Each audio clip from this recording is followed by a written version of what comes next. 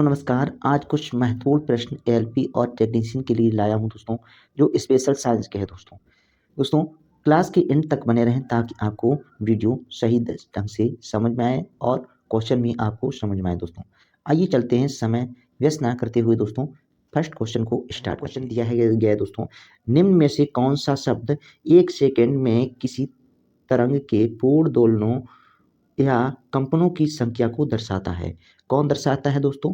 इसका हो जाएगा यानी कि option number D is the right, यानी कि आवृत्ति करेक्ट इसका आंसर हो जाएगा।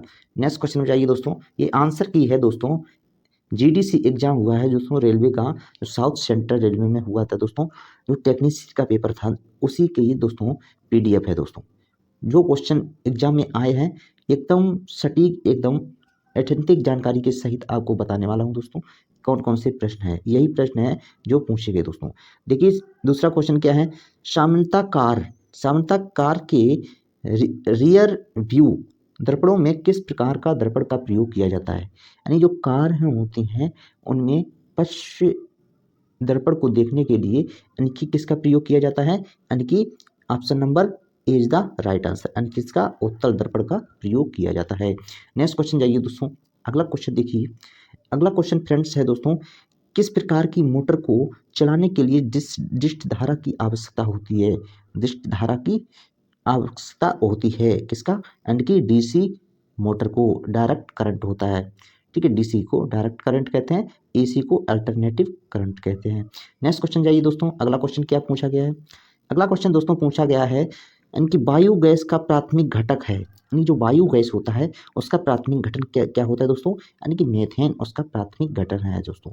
ये दोस्तों एसएससी जीडीसी सॉरी यह प्रश्न दोस्तों जीडीसी एग्जाम टेक्नीशियन के प्रश्न है दोस्तों, एकदम करेक्ट आंसर हैं जो पूछे गए हैं उसी का ये पेपर है दोस्तों। पूरा सही ढंग से आपको सोल्यूशन बताने वाला हूँ दोस्तों।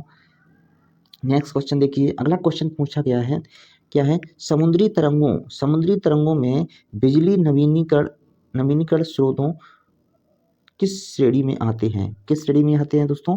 समुद्री स्थापित करने में अहम है किसके बीच दोस्तों? यानी कि ऊष्मा और यांत्रिक कार्यों के बीच में दोस्तों, कार्य या ऊर्जा के बीच में, ठीक है। नेक्स्ट क्वेश्चन देखिए, अगला क्वेश्चन देखिए। अगला क्वेश्चन पूछा गया है, किसी वस्तु का कौन सा धर्म गुण यह निर्धारित करता है कि उसे त्वरित करने के लिए कितना बल आवश्यक है? उसे क्या दोस्तों? त्वरित करने के लिए कितना बल आवश्यक है दोस्तों? इसका कौन सा सही हो जाएगा? Option number A is the right, यानी कि द्रव्यमान यानी कि निर्धारित करता है दोस्तों। अगला क्वेश्चन देखिए, अगला क्वेश्चन पूछा गया है, सौर सेल किसे सीधे विद्युत ऊर्जा में परिवर्तित करते हैं? जो यानी कि सौर सेल होते हैं किसे विद्युत ऊर्जा में परिवर्तित करते हैं? यानी कि प्रकाशीय ऊर्जा होती है, जो सूर्य का प्रकाश होता है उसे डायरेक्ट इसमें कन्वर्ट करते हैं, विद्युत ऊर्जा में कन्वर्ट कर देते हैं दोस्तों। अगला क्वेश्चन में जाइए, अगला क्वेश्चन देखिए।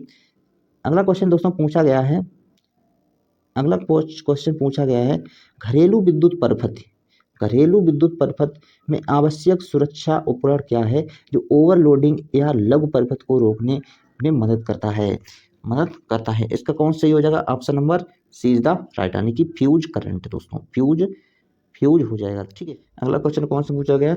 विद्युत चुंबकत्व, क्या पूछा गया? विद्युत चुंबकत्व का कौन सा नियम विद्युत ट्रांसफर के संचालन को नियंत्रित करता है? कौन सही हो जाएगा? यानी कि फैराडे का नियम दोस्तों, इसका is the right answer. Next question जी देखिए दोस्तों, अगला प्रश्न है दोस्तों पूछा गया है, किस प्रकार के कोयलों में कार्बन की मात्रा अधिक होती है? किस प्रकार के कोयले में दोस्तों? यानी कि एंथ्रेसाइट है दोस्तों, लिग्नाइट, बिटुमेन, एंथ्रेसाइट, पीट, ये सब क्या है दोस्तों? कोयले के प्रकार हैं दोस्तों, टाइप ऑफ कोयला है दोस्तों। लेकिन एक एंथ्रेसाइट एक ऐसा कोयला है दोस्तों, इसमें सर्वाधिक क्या कार्बन की मात्रा पाई जाती है? नेक्स्ट क्वेश्चन देखिए, अगला क्वेश्चन पूछा गया है, कौन सा विद्युत परिपथ में धारा, वोल्टता और प्रतिरोध के बीच संबंध वर्णन करता है? कौन करता है? यानी कि ओम का नियम दोस्तों। नेक्स्ट क्वेश्चन जाइए, अगला क्वेश्चन पूछा गया है, किसी पदार्थ की विशिष्ट ऊष्मा किस प्रकार परिभाषित की जाती है? विशिष्ट ऊष्मा किस प्रकार प्रभावित की जाती है? पदार्थ के एक इकाई द्रव्यमान का तापमान 1 डिग्री सेल्सियस बढ़ाने के लिए आवश्यक ऊर्जा दोस्तों। ठीक है, इसका कौन सही होगा? Option number C is the right answer. Next question पूछा गया दोस्तों, परमाणु ऊर्जा संयंत्र के लिए प्राथमिक स्रोत क्या है? प्राथमिक स्रोत क्या है दोस्तों? यानी कि यूरेनियम प्राथमिक स्रोत है। नेक्स्ट क्वेश्चन जाइए दोस्तों, अगला क्वेश्चन पूछा गया है, चुंबकीय क्षेत्र में रखे धारावाही चालक में बल की दिशा निर्धारित करने के लिए किस नियम का प्रयोग किया जाता है? किस नियम का दोस्तों प्रयोग किया जाता है? ये फ्लेमिंग का बाएं हाथ का नियम होता है। कौन सा दोस्तों? फ्लेमिंग के बाएं हाथ के नियम होता है। धारावाही चालक के बल की दिशा निर्धारित करने के लिए हाथ का नियम उपयोग होता है, यानी फ्लेमिंग का बाएं का हाथ का नियम दोस्तों।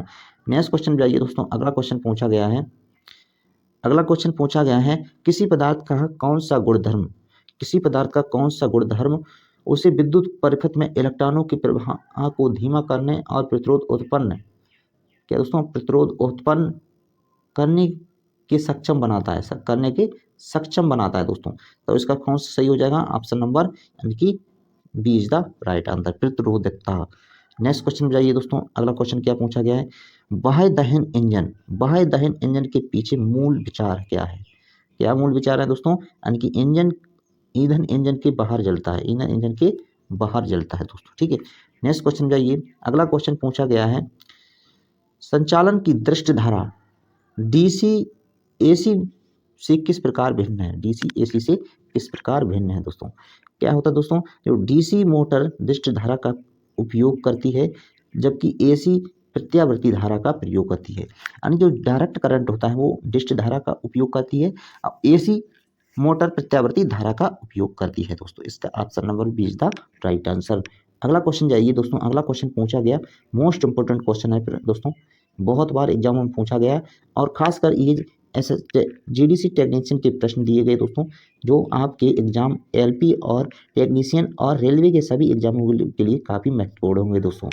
पृथ्वी का गुरुत्वाकर्षण, पृथ्वी पर गुरुत्वाकर्षण के कारण त्वरण कितना होता है? त्वरण कितना होता है दोस्तों?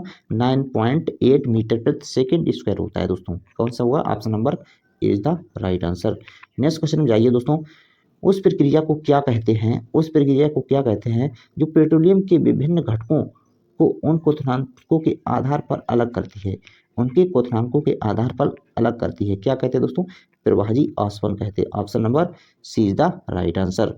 नेक्स्ट क्वेश्चन देखिए दोस्तों, क्या पूछा गया है, अगला क्वेश्चन पूछा गया, निम्नलिखित में से कौन सा विकल्प विद्युत मोटर का प्रकार नहीं है? कौन सा विकल्प विद्युत मोटर का प्रकाश नहीं है? Option number D is the right answer, यानी ट्रांजिस्टर मोटर दोस्तों। नेक्स्ट क्वेश्चन देखिए दोस्तों, नेक्स्ट क्वेश्चन क्या पूछा गया है, नेक्स्ट क्वेश्चन पूछा गया है, एक तरंग की आवृत्ति 20 हर्ट्ज है, तरंग दैर्घ्य 10 मीटर है, तरंग का वेग, वेग दोस्तों क्या हो जाएगा? इसका वेग बराबर हो जाएगा, यानी कि जो आवृत्ति गुणे तरंग दैर्घ्य, आवृत्ति गुणे तरंग, यानी कि 20 गुणे 10 हो जाएगा दोस्तों। तो फाइनली हमारा कितना आ जाएगा? 20 मीटर प्रति सेकेंड आ जाएगा। Option number C is the right answer.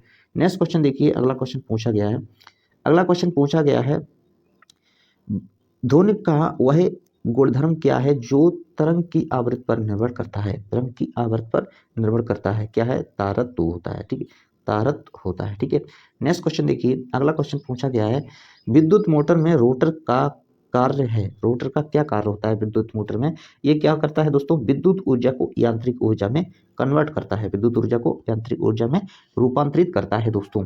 Next question देखिए, अगला क्वेश्चन पूछा गया है, अगला क्वेश्चन पूछा है, अवतल दर्पण द्वारा निर्मित प्रतिबिंब का प्रकार है, प्रकार दर्पण के सापेक्ष वस्तु की स्थिति पर निर्भर करता है, यानी कि अवतल दर्पण द्वारा निर्मित प्रतिबिंब का प्रकार दर्पण के सापेक्ष वस्तु की स्थिति पर निर्भर करता है, इस पर निर्भर करता है, यानी कि वस्तु के फोकस बिंदु, यानी कि दर्पण के फोकस बिंदु के सापेक्ष दोस्तों। Option number D is the right answer. Next question देखिए, अगला क्वेश्चन क्या पूछा गया दोस्तों, किस प्रकार की तरंग गति में माध्यम कण तरंग की दिशा लंबवत होती है?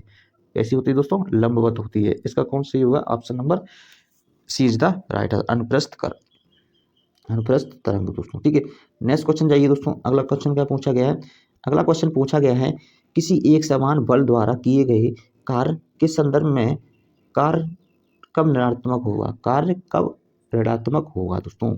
जब बल और विस्थापन विपरीत दिशा में होंगे दोस्तों। Option number C is the right answer. ठीक है, नेक्स्ट क्वेश्चन क्या पूछा गया है, विद्युत जनित्र कम्प्यूटेटर की क्या भूमिका होती है। विद्युत जनरेटर कम्यूटेटर की क्या भूमिका होती है दोस्तों, यह एसी को डीसी में रूपांतरित करता है। किसको, एसी को डीसी में रूपांतरित करता है। नेक्स्ट क्वेश्चन दोस्तों क्या पूछा गया है, निम्न में से कौन सा स्थितिज ऊर्जा का सही सूत्र है। स्थितिज ऊर्जा का कौन सा सही सूत्र है दोस्तों, P बराबर क्या होता है mgh दोस्तों, option number D is the right answer. ठीक है, नेक्स्ट क्वेश्चन दोस्तों पूछा गया है यानी कि 134 नंबर दोस्तों, किसी वस्तु को 20 मीटर दूरी तक ले जाने पर 25 न्यूटन बल लगाने के लिए कार की गणना कीजिए। 25 मीटर बल लगाने के लिए कार की गणना कीजिए दोस्तों।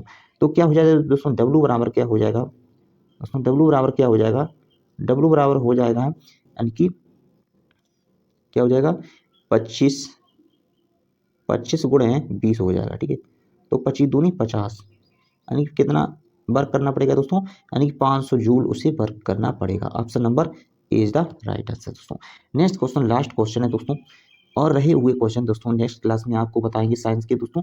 ये लास्ट क्वेश्चन है, यदि तरंग का वेग एक समान रहे तो तरंग दैर्घ्य और आवृत्ति के बीच संबंध क्या होगा। तरंग दैर्घ्य और आवृत्ति के बीच संबंध क्या होगा दोस्तों, यानी कि व्युत्क्रमानुपाती होगा दोस्तों। दोस्तों ये थे मोस्ट 35 प्रश्न दोस्तों।